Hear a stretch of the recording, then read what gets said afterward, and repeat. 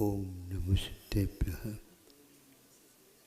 ओम नमः सिद्धेभ्यः। ओम नमः सिद्धेभ्यः। अहिंसा परमो धर्म की आचार्य गुरुवर श्री कुंद कुंद भगवान की, आचार्य गुरुवर श्री ज्ञान सागर मुनि महाराज की,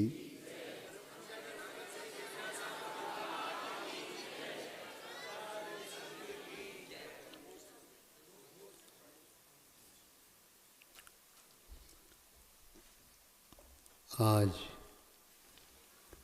पर्व का द्वितीय दिवस है। पर्वराज तो अनंत काल से आ रहा है, अनंत काल तक रहने वाला है। नदी की प्रवाह की भांति कोई भी व्यक्ति इसमें अवगाहित होता है, शांति का अनुभव करता है, प्यास उसकी बुझ जाती है और आलस्य दूर हो जाता है। स्वास्थ्य क्या होता है इसका भी परिचय हो जाता है। आध्यात्म के दृष्टि से स्वास्थ्य का अर्थ अलग होता है। स्वास्थ्यम यदात्यंतिकमेक पुंसा स्वार्थून भोगो परिभंगुरात्मा। यह पंक्ति स्वयंभू स्तोत्र की है। सुपार्श्वनाथ भगवान की स्तुति करते हुए इसका विवेचन हमें मिलता है। हम स्वास्थ्य की खोज कर रहे हैं, लेकिन अपने आप को भूल करके कर रहे हैं। स्वास्थ्य शब्द अपने आप में बता रहा है, स्वस्मिन् स्थिति इति स्वास्थ्यम। अपने आप में रहने का नाम स्वास्थ्य है। आप स्वस्थ हैं? पूछते हैं। आप बहुत अच्छे ढंग से, बिल्कुल हम स्वस्थ हैं। आपका क्या हाल है? हम भी ठीक हैं भगवान की कृपा से। तब वो सोचा भगवान कौन आ गए? भगवान की कृपा होती है तो हमारे ऊपर भी करवाओ, क्योंकि आपसे तो परिचित हो चुके हैं भगवान। यह औपचारिक स्वास्थ्य का आदान प्रदान।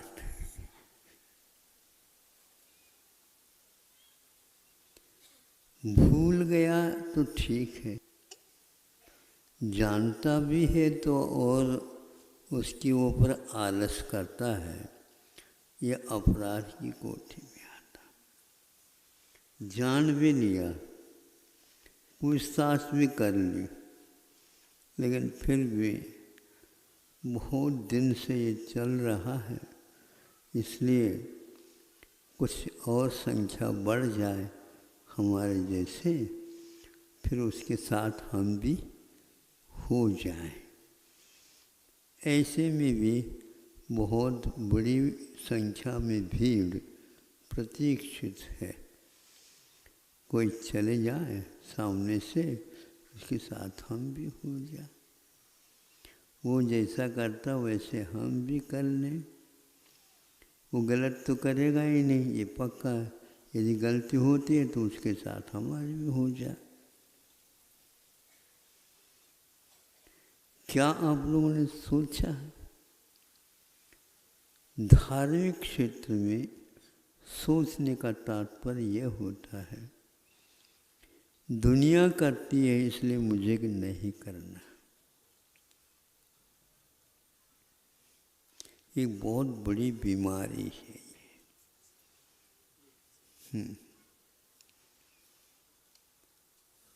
दूसरे कोई व्यक्ति स्वास्थ्य के बारे में सोचता तो आप भी सोचेंगे। वो नहीं सोचता तो नहीं। दुनिया में कोई भी व्यक्ति नरक से बचना चाहता है और वह सद्गति का पात्र होना चाहता है तो यह कथनचित ठीक है। लेकिन दुनिया का प्राणी यदि नरक की राह पर लग रहा है तो कोई बात नहीं, बीच में अनेक स्टेशन आते हैं, उस प्रकार नरक भी आ जाएगा और छूट जाएगा। सुनने में तो यही आता है, कोई यहाँ पर स्थिर है ही नहीं। तो इस प्रकार जिसको पाप से ही डर नहीं है, हो जाएगा। इस प्रकार कहने वाला व्यक्ति बहुत कठिनाई से तिर पाएगा, पार हो पाएगा। हर बात में तुलना सीख रखी है, उस तुलना के माध्यम से ही अतुलनीय की हमने विस्मृति करता है।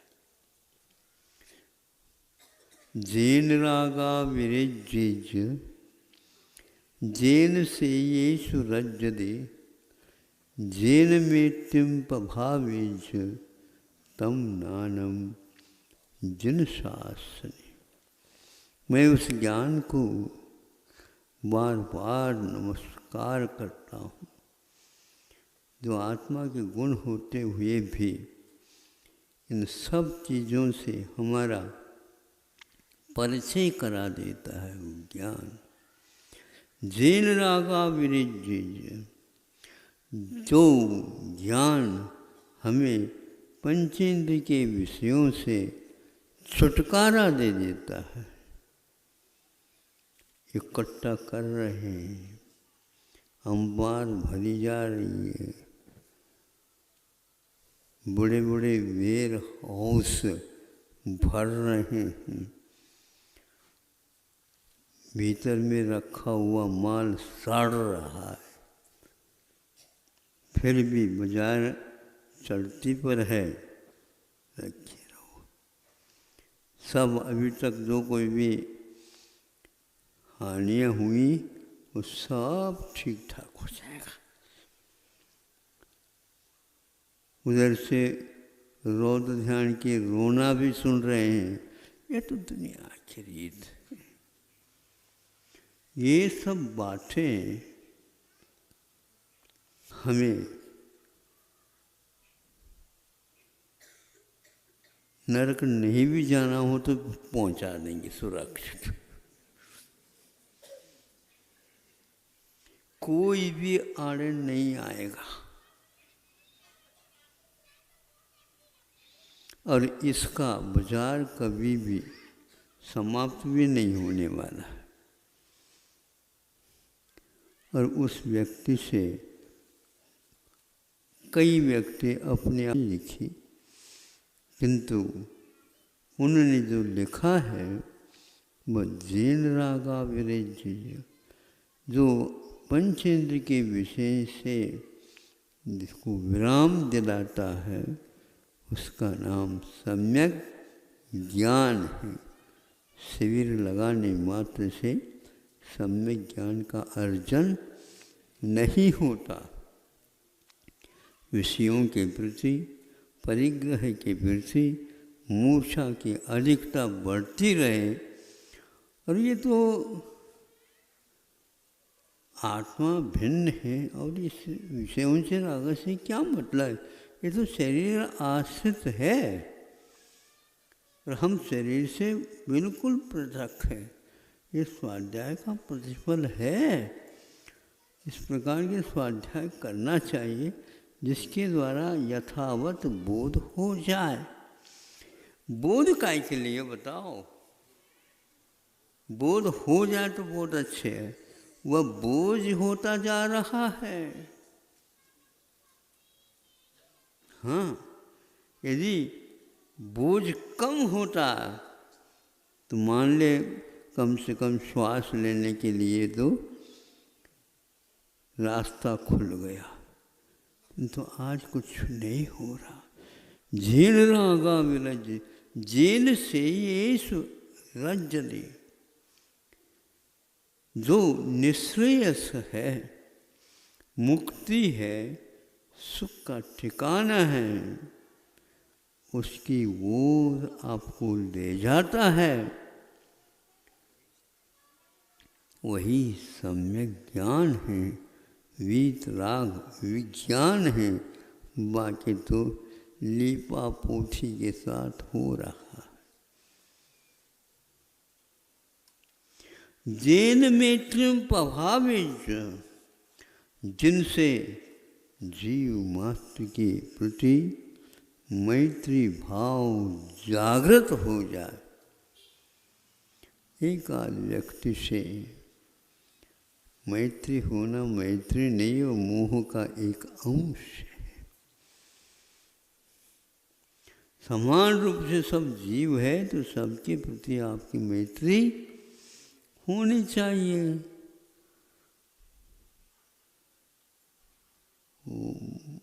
आलोचना पाठ वगैरह में आप बोलते हैं ना, हाँ, दुर्जन को मान निकारो और नहीं, साहुन को अपने पास रख लीजिए। ऐसा ही भाव है उसके। पाठ तो आप जानो, हम तो आज भाव की बात कर रहे हैं। तो दूसरे को तो यह दुर्जन कह रहा है और अपने आप को साहू कह रहा है। वाह, धन्य है परिभाषा।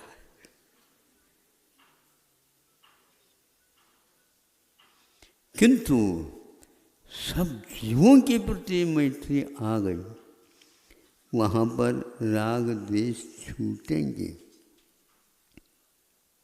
वहाँ मुक्ति का पथ अपने आप में प्रशस्त होगा।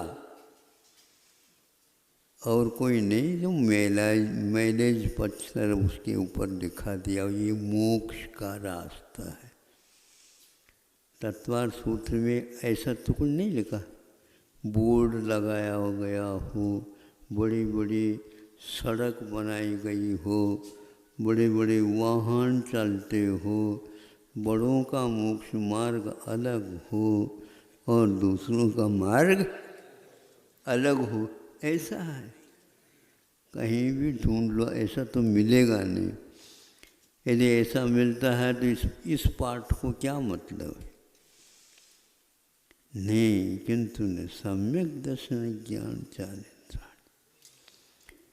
विश्व मैत्री जेन मैत्री प्रभावित, जिसके माध्यम से मैत्री भाव का प्रभाव से हमारा जीवन लहलहा करने लगता। दूसरे को देख करके ये भी हमारी प्रकृति से और इसकी प्रकृति से हम दोनों मेल खाते। ताल मेल के अभाव में अब संगीत क्या होता बताओ हमें। न ताल है न करताल है। यदि है तो खूब जोर से तालियां बज रही, काहे को लाने, ये ठीक नहीं। इसलिए ताल मेल की बात करना चाहते हो तो मैत्री भाव सामने आना चाहिए। वैर मध्यम ने की नहीं, वैर कोई हमारे विषय ही नहीं। तम नानम जिन शासने भनिलो, वह ज्ञान सम्यक दर्शन सहित सम्यक चारित्र अपने आंशिक बले हो उसके साथ मिलता है तो मोक्ष मार्ग कहलाता है। ऐसा यह पवित्र धर्म हमारे लिए सिखाता है। हे से बचने रोक, उपादेय की ओर चेष्टा, यह हमारा एक संक्षेप से पाठ मिला है। इससे सब कुछ आ जाता है, इसमें सब कुछ समाहित हो जाता है। हाथी के पैर तले सब समा जाता। पैर नहीं रख रहा है, किंतु शरण की अपेक्षा से हाथी बहुत बड़ा विशाल काय वाला होता है, सबको अपनी छाया दे। यह मैत्री दुनिया को एक प्रकार से शांति प्रदान करने वाली है, किंतु इसमें मैं को हटाना पड़ेगा। सुन रहे हो? मैं यदि हट गया तो दुनिया किस काम की? इस दुनिया में मैं ही नहीं रहूँगा। जिस दिन आप दुनिया में रहते हुए मैं नहीं रहेगा, तो उस समय आपकी कीर्ति दुनिया में होगी, आपके कारण नहीं है, किंतु आपके जीवनचर्या के कारण। वो धन्य है, वह धन्य है। 3 खंड के अधिपति था रावण, इसलिए पूजा नहीं गया। उसके पास कुछ नीतियाँ थी। अंत में बदनाम हुआ तो कई नहीं, सब नीतियों का निकल गया। ऐसा नहीं, पालन ही नहीं किया उसने नीतियों। दूसरों के लिए नीति नहीं होती, स्वयं के लिए नीति होती है, उसका अनुकरण कर जाते। पथ भी वही है। मूक माटे में एक स्थान पर उल्लेख मिलता है कि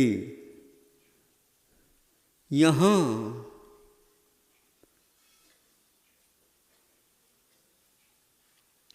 चालक कम है, चालाक बहुत है। उल्लेख मिलता है।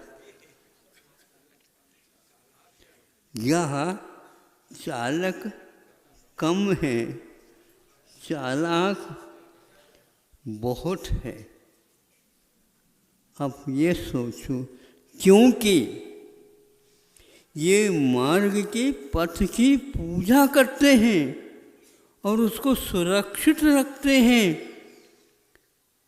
और पथ की सुरक्षा, पथ पर जितनी दूब उग आएगी तो उतनी ही असुरक्षा होगी। पथ पर कभी भी दूब, घास फूस उगना नहीं चाहिए। क्यों? ये सिद्ध है, कोई भी चलता नहीं उस पर। मार्ग है और उसके ऊपर चले नहीं तो वह मार्गना नहीं बन सकती। मार्गना तो उसी को बोलते हैं जिसके माध्यम से पगडंडी भले ही हो, किंतु हमें गंतव्य तक पहुंचा देता है। हाँ, हमें पगडंडी से ही मधुवन तक ले जाए, चंदनवन की ओर न ले जाए। हमें वो नहीं चाहिए। ऊपर चढ़े हैं, नीचे उतरते समय अनेक पगडंडी हो सकती है, बस वह पगडंडी हमें चाहिए सीधा नीचे तक ले आए। अब सोचो, पथ तो है शास्त्रों की अपेक्षा से, लेकिन पथ पर दूब उग आई, इसलिए यहाँ पर चालक कम हैं, चालक चलाने वाले बहुत हैं। हाँ, सुन लो, 5 मिनट में हम बता देंगे सब कुछ, ज़्यादा देर नहीं लगता। अंतर्मुख का काम तो है ही। यह आज चल रहा है, इसका नाम शास्त्र नहीं है। शास्त्र कभी भी अपने आप अपने मुख से नहीं कहता है कि मुझे बाँचो। और जो बाँचता है कैसे बाँचता है? आगम को अपने अनुरूप अर्थ निकाल करके उसकी व्याख्या करता। व्याख्या था धन्य है, ऐसे व्याख्या था कोई भी नहीं मिला। राम की कथा है और राम की कथा को खोल करके रखने वाले बिरले होते। ये क्या खोलना?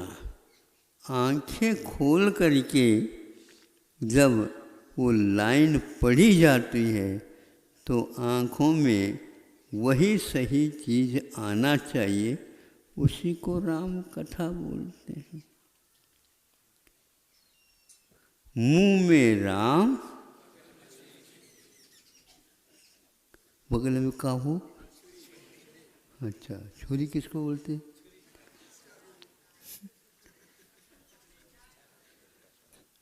महान सत्य के अनुभव करता सत्य घोष दुनिया में प्रसिद्धि है, प्रतिष्ठा है। सब कथानक पुराण ग्रंथों में वह सत्य घोष की कथा प्रसिद्ध है।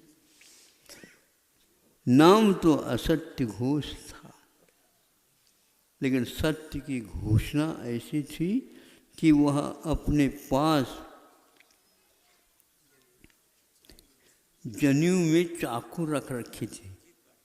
हाँ, ये आपके पास क्यों? पान भी नहीं खाते, सुपारी भी नहीं खाते, नहीं समझे ये क्या आ गई? चाकू क्यों? अरे मेरे मुख से भूल करके भी एक शब्द निकल जाए उसी समय। यह सत्य घोष की कथा पठनी है। सब क्या हो रहा? एक वर्ष में माधव धर्म आएगा, एक दिन के लिए आएगा। आप लोगों ने उदारता के साथ 10 दिन निकाले, बहुत बड़ा साहस का काम। सब कुछ बंद करके महाराज, हाँ, लोग को एक ताक पर रख दिया 10 दिन के लिए। हाँ, फिर इन 10 दिन का काम 10 घंटे में भी निकाल सकते हैं। सब हिसाब किताब ठीक ठाक हो जाएगा। हमारे हाथ में तो है वही खाता, वही और खाता। दिखाने की खाता अलग है, वही खाता अलग है। ये क्या है?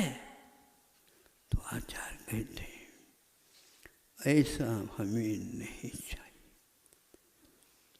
ऐसा हमें नहीं चाहिए। अपना ही वंश का भी क्यों न हो, यहाँ तो वंश भी बांस के वृक्ष की भांति बहुत ठिकाने पर मिल रहे हैं।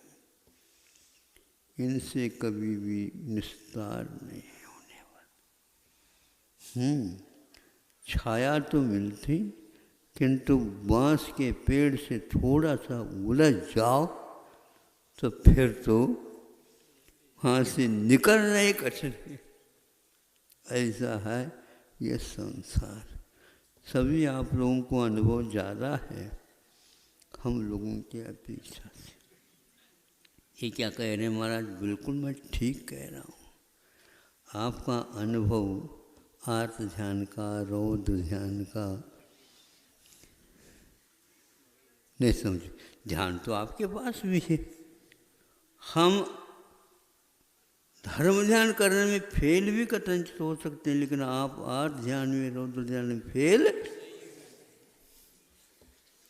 इतने हम अभ्यस्त हो चुके हैं महाराज, इसलिए हमसे कुछ सीखना हो तो देख लो। ठीक है, आपको सिखाने की कोई आवश्यकता नहीं, आपके मुख को पढ़ करके ही हमें बहुत अच्छा ज्ञान हो रहा है। स्लेट और बर्तन हम क्यों खरीदे? फूकट में ही काम हो रहा है। सही कह रहा हूँ? सही बताओ, सही है? तो ये तो गड़बड़ हो गए फिर। हाय, एक आध व्यक्ति भी निकलता है और उस समय ज्ञान की परिभाषा को समझता है। ग्रंथकार सार्थक समझते हैं कि हमारा परिश्रम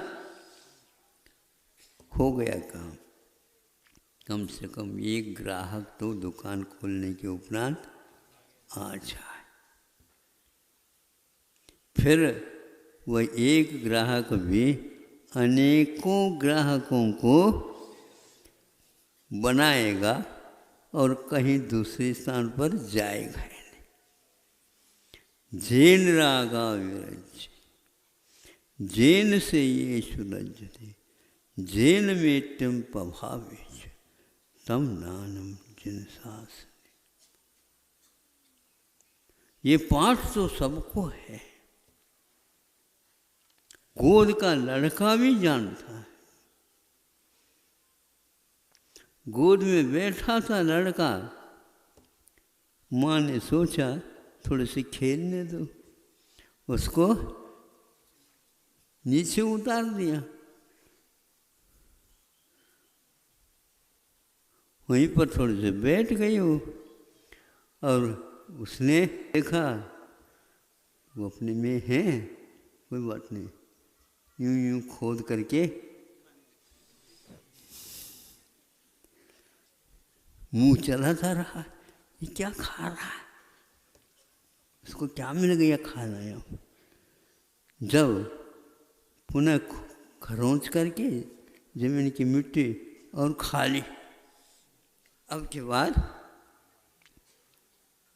साहूकारी पकड़ में आ गई।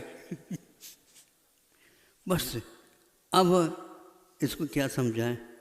सर्वप्रथम सर्च लाइट होती ना, ऐसे दोनों आंखों में से नहीं समझे, ऐसे देखने लगी। बस पर्याप्त। अब क्या पता क्या मारेगी, क्या करेगी, क्या करेगी। बस धीरे से रोने लगा। माँ समझ में आ गई माँ को, और माँ के मंतव्य को बेटे को भी समझ में पहले आ गया। माँ के पास आंखें इस प्रकार की भी है, तो बेटे के पास ऐसे भी आंखें हैं, माँ को सीधा कर। माँ तुम ही बताओ, जितनी मेरी उम्र है उतनी उम्र में आप मिट्टी खाई थी क्या? सही बता। आज तो मुझे पाठ मिल गया, और आपको भी इसी प्रकार सर्च लाइट की दो आंखें मिली होगी। आप कैसे बच गए? प्रबंध तो है, हे और उपाध्याय ऐसे सिखाया जाता। न स्लेट जानता है, न बर्ता जानता है, न विद्यालय जानता है, न शिक्षक को जानता है, न गुरुजी को जानता है, और कुछ भी नहीं जानता है। बस माँ मेरे लिए कभी भी ऐसा गलत नहीं कर सकती। और इस प्रकार आंखें खुले बिना भीतर की आंखें बंधुओं कभी भी खुलेगी नहीं। इसलिए गुरु भी यदि मान लो सर्च लाइट लगा करके कभी आपको देखते हैं तो अहो भाग्य, सो भाग्य। इस भाग्य की हम आरती उतारें। नहीं समझे? यह आरती उतारने योग्य है। जो छोटे बच्चे के लिए भी पाठ मिल जाता है। ये पढ़ना लिखना आदि जितना भी है, यह है कमज़ोर दिमाग वालों के लिए है। क्या कहा? कमज़ोर दिमाग वालों के लिए है। कभी भी पढ़ाई पहले होती नहीं थी, लेकिन ऐसी पढ़ाई होती थी वह कभी भी भूल ही नहीं जाती थी। और तो माँ ने कहा, बेटा उस उम्र में तो ऐसा ही होता है, लेकिन उस उम्र की बात करते हम बैठे, उम्र भर तुम्हें कोई भी मिलने वाला नहीं है ऐसा पाठ मिल जाए। सब जो है आपके रूप लावण्य के बारे में कुछ कहेंगे, लेकिन भीतरी वस्तु के बारे में कोई भी आपको पाठ नहीं देगा। अब इतना पर्याप्त था, माँ की आँखों में भी पानी आ गया है, क्योंकि आज हमारे छुटपन की बात इस छुटपुन के लड़के ने सामने ला करके रख दिया। इसलिए माँ को भी बच्चे से पहले सुधरना चाहिए। सुन रही? सुधारने के लिए महाराज आशीर्वाद दो। किसके लिए? मानता ही नहीं है, नहीं समझे, मानता ही नहीं है। बिल्कुल ठीक, लड़का आपका ही है। हाँ महाराज हमारा ही है। अच्छा, जब आपका लड़का है, आपकी बात नहीं मानता है, तो मेरी बात कैसे मानेगा? बोलो। इसलिए तुम्हें लेकर के आए हूँ। हाँ, इसको ठीक कर दो। अच्छा, ठीक करके मैं आपको दूँ?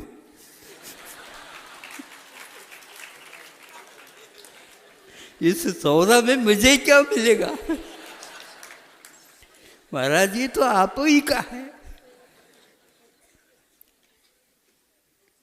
आप सारे सारे इस प्रकार बोल करके महाराज जी को नहीं समझे, कुछ और सिखाना चाह रहे हो, तो हम बहुत दूर रहते ऐसे माता पिता। विदेश भेज रहे हैं। देश में यदि विद्यालय नहीं होते तो बालक अलग थी। नालंदा विश्वविद्यालय, कुरुक्षेत्र, वो क्षेत्र, अनेक विश्वविद्यालय जो दुनिया में नहीं थे, हो करके भी आप लोग इन सब विद्यालय विश्वविद्यालयों को भूल करके और विदेश की यात्रा करना चाह रहे। अब ऐसी स्थिति में वहाँ पर जा कर के पढ़ेगा, लिखेगा, सब कुछ करेगा और पत्र लिखेगा, अब मेरी चिंता न करो, मैं बहुत निश्चिंत हूँ और यहाँ की नागरिकता को भी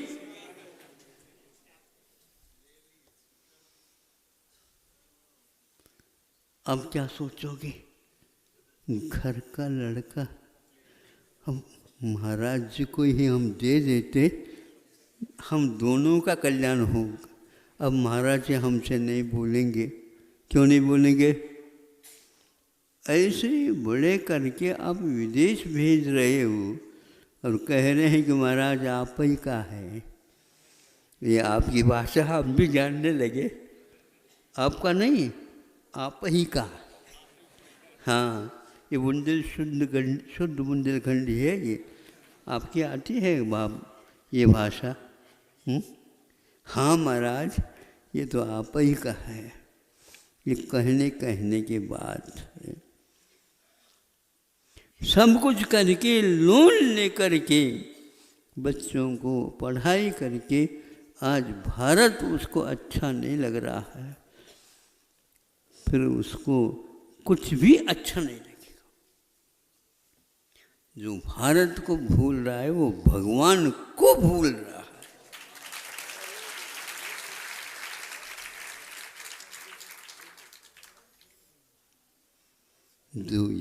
पर शिक्षा मिलती है वह अन्यत्र कभी भी नहीं मिल सकती। हमेशा के लिए माँ से वह वंचित रह जाएगा, पिताजी से वंचित रह जाएगा, देश की संस्कृति से वंचित रह जाएगा। अब उस पैसे को लेकर के क्या करना हमें बताओ। बैंक में रखेंगे महाराज, फिर इसके उपरांत काम में आएगा जब हम स्वर्ग में चले जाएंगे वहाँ से।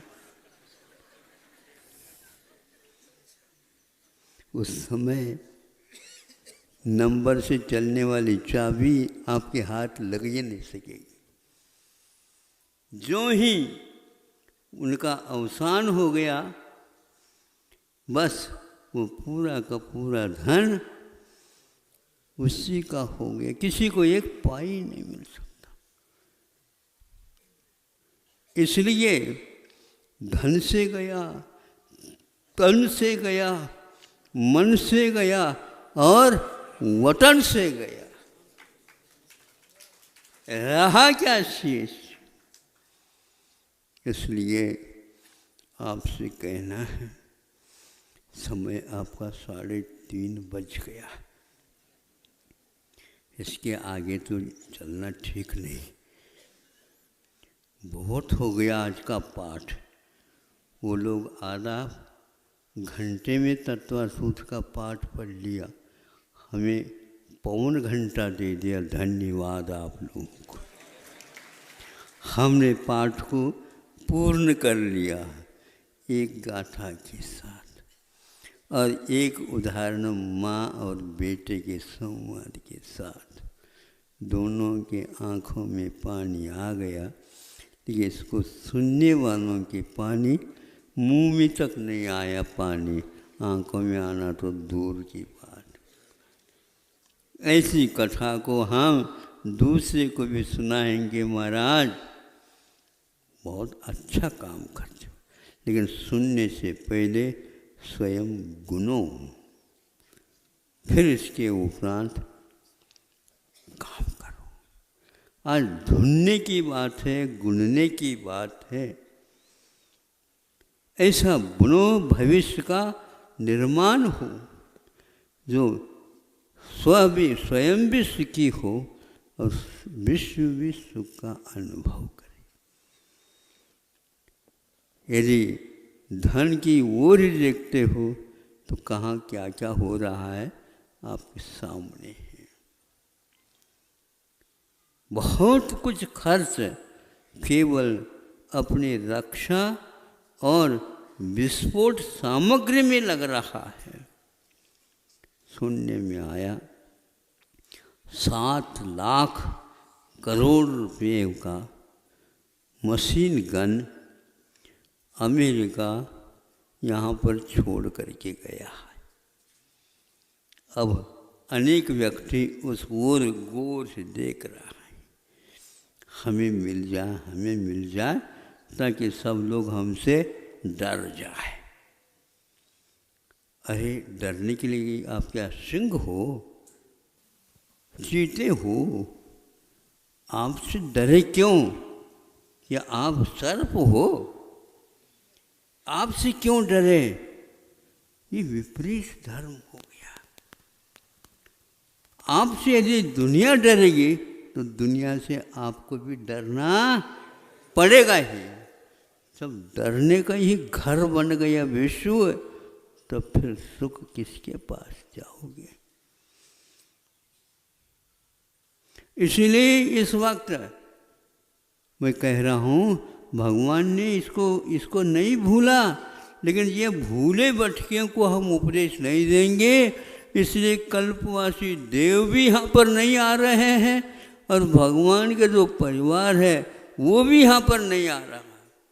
रहो पश्चाताप के अग्नि में जलते रहो। जब चतुर्थ काल आएगा उस समय यहाँ पर कुछ मिलेगा, नहीं है तो आप लोगों को अब मिलेगा ही नहीं कुछ। जिनवानी की कृपा हो गई, ये मिल गया। जैसे उनके लिए मशीन गन मिल गए, 3 लोग को शांति देने का यह एकमात्र मंत्र है। एक गाथा भी पर्याप्त है और विश्व का कल्याण इसी में है। इसलिए यह भूमि एक प्रकार से महान महान संत हुए हैं। तीर्थंकर जैसे 3 लोक का कल्याण करने वाली विभूतियाँ इसमें हुए हैं, आगे भी होंगे। लेकिन जब पंचम काल आएगा, हुंडावसर विपिन जैसे आएंगे, उस समय प्रलय के अलावा कुछ होने वाला नहीं है। इसलिए प्रलय आने से पूर्व में आप अपने लय को बदलो, आप अपने ध्वनि को बदलो, आप अपनी चाल को बदलो और चालाकपने से हाथ धो लो और चलो, ताकि दूसरे का भी कल्याण हो और स्वयं का भी कल्याण हो। यही एकमात्र मृदुता का पाठ है।